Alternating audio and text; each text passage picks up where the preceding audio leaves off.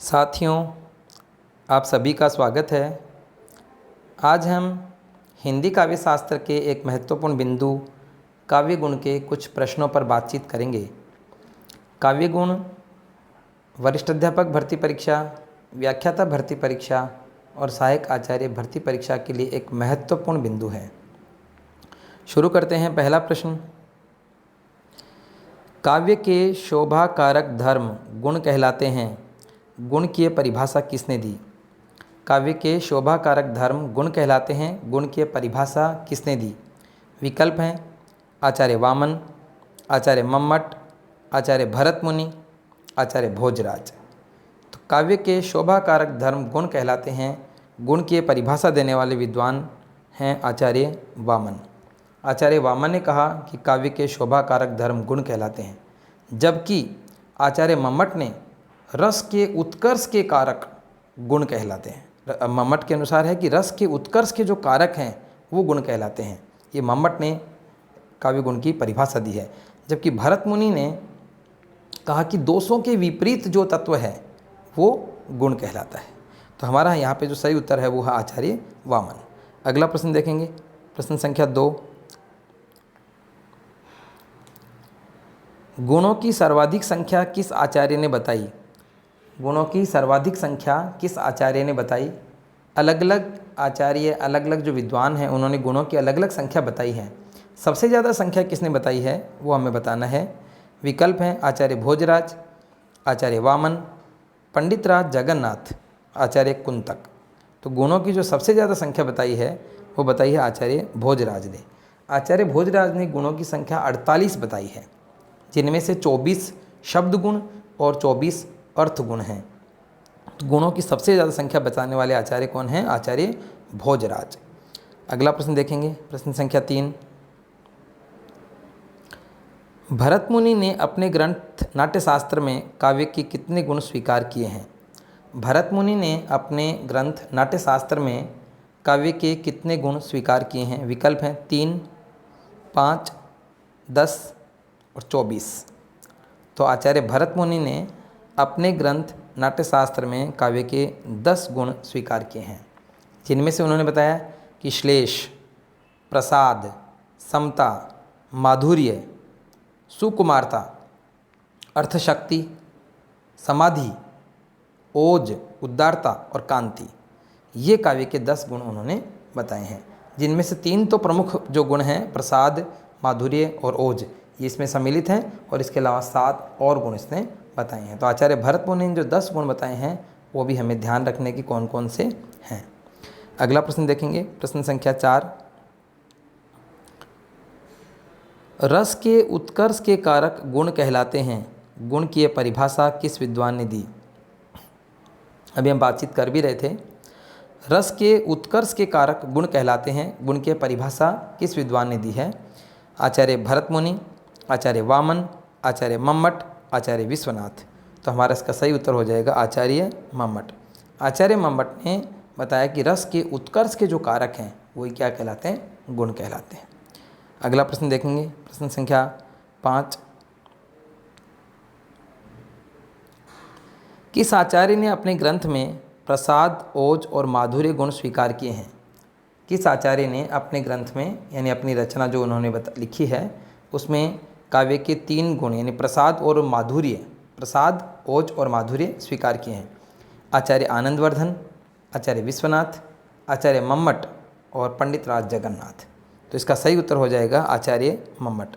आचार्य मम्मट ने अपने ग्रंथ काव्य प्रकाश में काव्य के 3 गुण स्वीकार किए हैं, और वो तीनों गुण हैं प्रसाद, ओज और माधुर्य, और यही तीनों काव्य के प्रमुख गुण हैं जो हम लोग पढ़ते भी हैं उन्हें। अगला प्रश्न देखेंगे, प्रश्न संख्या 6। निम्नलिखित में से कौन सी विशेषता माधुर्य गुण की नहीं है? निम्नलिखित में से कौन सी विशेषता माधुर्य गुण की नहीं है? विकल्प हैं मूर्धन्य ध्वनियों का अभाव होता है, इसका संबंध निर्मलता से है, ये अल्प समासा होती है, इसमें कोमल कांत पदावली होती है। तो हमें बताना है कि कौन सी विशेषता माधुर्य गुण की नहीं है, और इसका संबंध, इसका जो सही उत्तर होगा वो है इसका संबंध निर्मलता से, क्योंकि निर्मलता से, स्वच्छता से जो संबंध है वो प्रसाद गुण का होता है, माधुर्य गुण का नहीं होता। माधुर्य गुण का जो माधुर्य गुण की जो विशेषता है उसमें एक तो मूर्धन्य ध्वनियाँ नहीं होती, अल्प समासा होती है या समास रहित होती है, और इसमें कोमलकांत पदावली होती है। लेकिन निर्मलता से जो संबंध है वो प्रसाद गुण का है। अगला प्रश्न देखेंगे, प्रश्न संख्या 7। किस आचार्य ने रीति को मार्ग नाम दिया? किस आचार्य ने रीति को मार्ग नाम दिया? तो विकल्प हैं इसके, आचार्य विश्वनाथ, आचार्य कुंतक, आचार्य मम्मट और आचार्य वामन। तो किस आचार्य ने रीति को मार्ग नाम दिया, यह हमें बताना है, और इसका सही उत्तर है आचार्य कुंतक। आचार्य कुंतक ने रीति को मार्ग नाम दिया।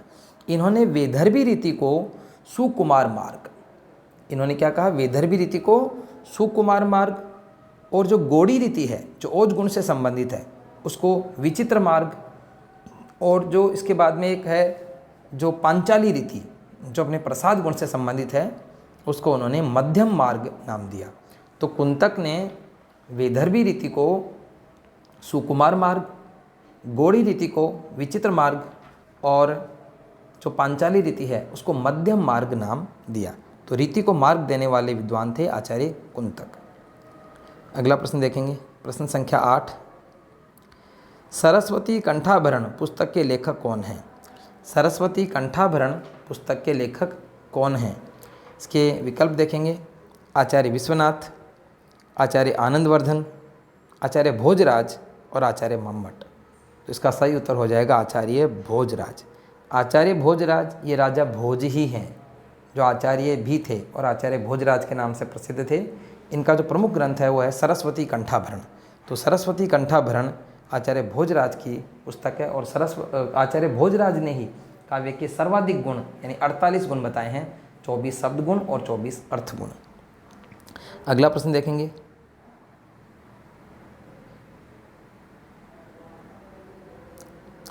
बतरस लालच लाल की मुरलीधरी लुकाए, सोह करे भौनी असे देन कहे नट जाए।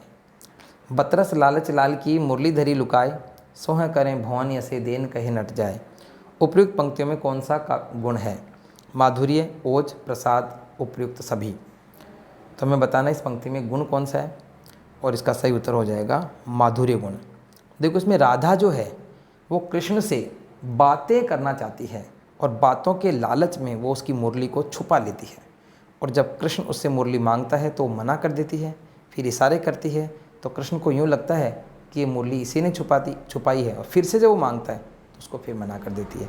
इस प्रकार से एक हास्य मतलब एक जो श्रृंगार और भक्ति रस का अद्भुत जो सामंजस्य है वो इसमें मिलता है। तो बतरस लालच लाल की मुरलीधरी लुकाए, सोह करें भौनी असे देन कहे नट जाए। इस जो काव्य पंक्ति है इसमें माधुर्य गुण है। अगला प्रश्न देखेंगे, प्रश्न संख्या 10। समास युक्त पदों वाली गंभीर अर्थयुक्त श्रवण सुखद पदावली को ओज गुण के लिए उपयुक्त किस विद्वान ने बताया है? देखो, समास युक्त पदों वाली गंभीर अर्थयुक्त श्रवण सुखद पदावली को ओज गुण के लिए उपयुक्त किस विद्वान ने बताया है? विकल्प है आचार्य दंडी, आचार्य भरत मुनि, आचार्य वामन और आचार्य पंडित राज जगन्नाथ। तो हमें बताना है कि जो पंक्ति है वो किसकी है, और वो है आचार्य भरत मुनि। आचार्य भरत मुनि ने ओज गुण के लिए कहा है कि समास युक्त पदों वाली गंभीर अर्थयुक्त श्रवण सुखद पदावली जो है वो ओज गुण के लिए उपयुक्त है। अगला प्रश्न देखेंगे, प्रश्न संख्या 11। ऐसी काव्य रचना जिसको पढ़ने से जोश, वीरता, उल्लास आदि की भावना उत्पन्न होती है वह किस गुण से युक्त मानी जाती है? ऐसी काव्य रचना जिसको पढ़ने से जोश, वीरता, उल्लास आदि की भावना उत्पन्न होती है किस गुण से संबंधित है, किस गुण से संबंधित मानी जाती है? माधुर्य, ओज, प्रसाद और समाधि। तो इसका सही उत्तर हो जाएगा ओज गुण। ओज गुण में क्या होता है? जोश के भाव होते हैं, वीरता के भाव होते हैं, उल्लास के भाव होते हैं। अगला प्रश्न देखेंगे, प्रश्न संख्या 12। आचार्य भरत मुनि ने काव्य के 10 गुण स्वीकार किए हैं। ये हमने बात भी की कितने गुण हैं, तो 10 गुण स्वीकार किए हैं। इनमें से कौन सा गुण इसमें सम्मिलित नहीं है? बहुत अच्छा प्रश्न है जिस पे हमने अभी 10 गुणों की बात भी की थी। इसमें विकल्प है श्लेष, समता, अर्थशक्ति और औचित्य। तो हमें बताना कि भरत मुनि ने जो 10 गुण बताए उनमें से कौन सा गुण इन 4 में सम्मिलित नहीं है, और इसका सही उत्तर है औचित्य। तो देखो भरत मुनि जो गुण बताएं, श्लेष, समता, अर्थ शक्ति, 3 तो बताएं। इसके अलावा प्रसाद, माधुर्य, ओज, 3 ये गुण बता दिए। तो 3 और 3 6 हो गए। इसके बाद में इन्होंने एक सुकुमारता गुण बताया कि सुकुमारता होता है, उदारता होता है, कांति होता है और एक समाधि। इस प्रकार से भरत मुनि ने काव्य के कुल 10 गुण बताए हैं। तो इनमें से औचित्य कोई काव्य का गुण नहीं है, ये मनगढ़ंत उत्तर है।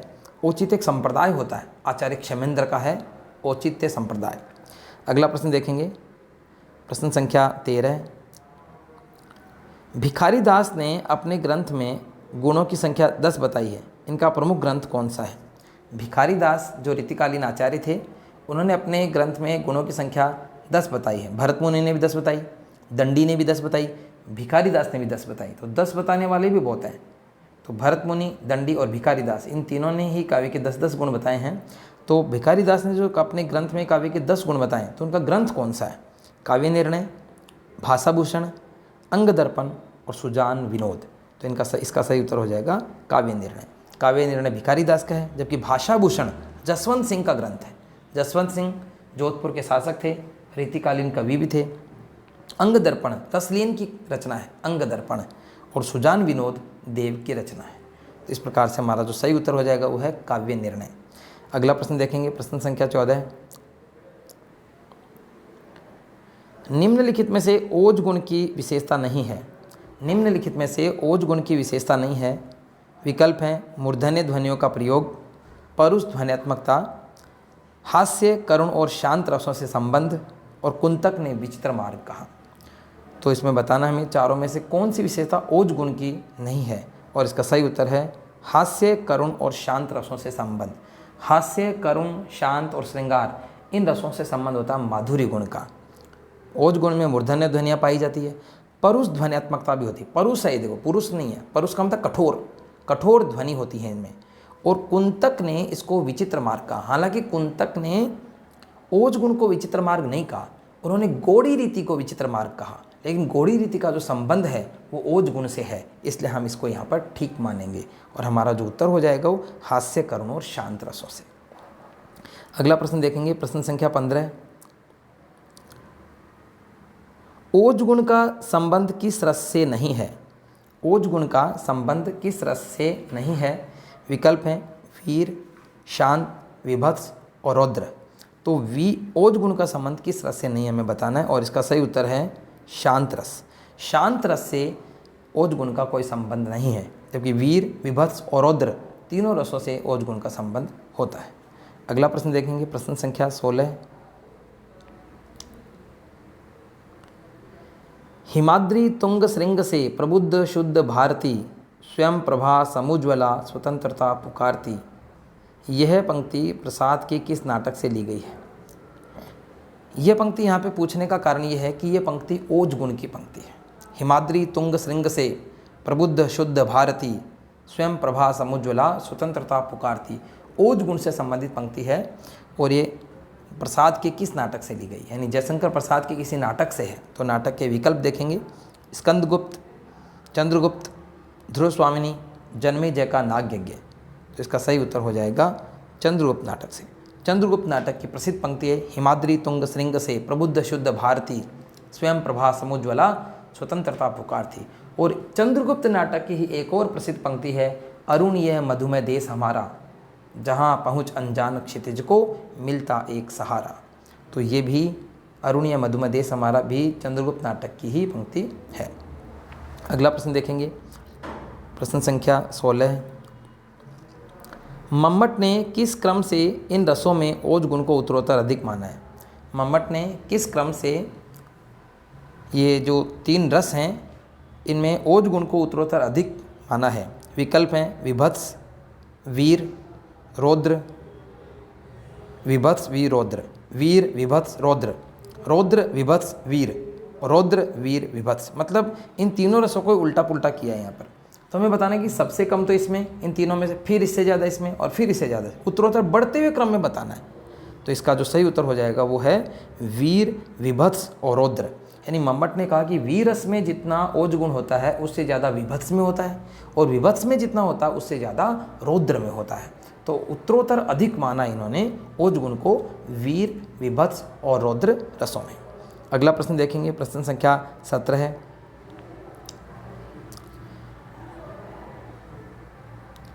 जिस प्रकार सूखे ईंधन में अग्नि तत्काल व्याप्त हो जाती है, उसी प्रकार चित्त में तुरंत व्याप्त होने वाली रचना में प्रसाद गुण होता है। प्रसाद गुण के बारे में कथन किसका है?